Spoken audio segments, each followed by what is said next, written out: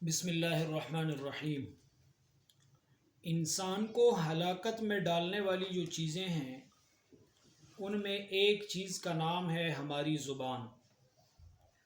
زبان انسان کو ہلاکت میں ڈالنے والی چیز ہے، اور عربی زبان میں کہا جاتا ہے کہ یہ جو زبان ہے جرمہ صغیر و جرمہ کبیر، اس کی جسامت ہے، جو اس کا وزن ہے، جو اس کا جو حجم ہے وہ بہت چھوٹا ہے، لیکن اس کے جرم، اس کی ہلاکتیں، اس کی آفتیں، اس کے اثرات بہت بڑے ہیں۔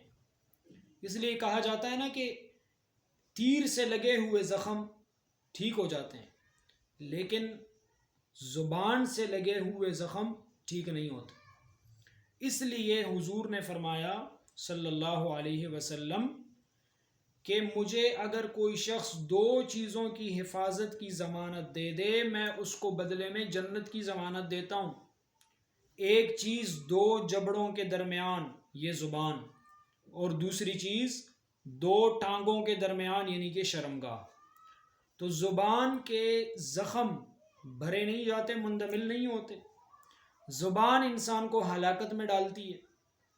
اسی زبان سے ہم کسی کو ایسے کلمات کہہ دیتے ہیں، کسی سے ایسی بات کر لیتے ہیں جو اس کے دل پر چھری چلانے کے مترادف ہوتے ہیں، اور کسی کا دل ٹوٹ جاتا ہے، کسی کے دل میں نفرت پیدا ہو جاتی ہے، کسی کی غیبت کر کے ہم اس کو اپنا دشمن بنا لیتے ہیں، اور کسی کا حق غلط اس زبان کو استعمال کر کے کسی کی حق تلفی کرتے ہیں تو ہمارے اعمال ضائع ہوتے ہیں۔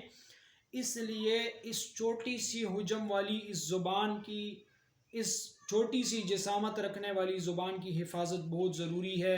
کہیں ہمیں یہ ہلاکت میں نہ ڈال دے، کہیں اس زبان کی آفتوں کی وجہ سے ہمارے اعمال برباد نہ ہو، کہیں ہم حقوق العباد کی تلفی نہ کریں، کہیں ہم کسی کو اپنا دشمن نہ بنائیں، کہیں ہم معاشرے میں نفرتوں کا باعث نہ بنیں۔